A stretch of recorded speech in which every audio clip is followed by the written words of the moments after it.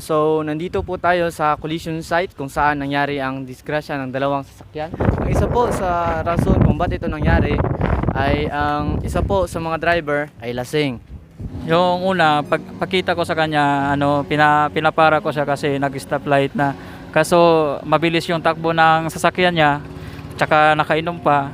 Siguro nakainom kaya hindi niya nakita yung sasakyan na huminto, tsaka naka-stoplight na. Yun tuloy, nabunggo niya. Hindi po ako lasing.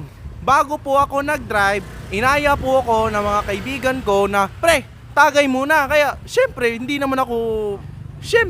oo ako kasi libre yung inom. Tas nung pauwi na po ako, break po ako kasi nag-red light. Tas bigla po ako nabangga nitong red Porsche. Dito po. Dito. Ano po kasi yung nangyari? Hinatid po ako ng kaibigan ko papunta sa ospital. Nabulag po ako dito kasi napisikan po ng mainit na mantika. So bali ang nangyari po, ang kaibigan ko ay napisikan ng mantika sa mata.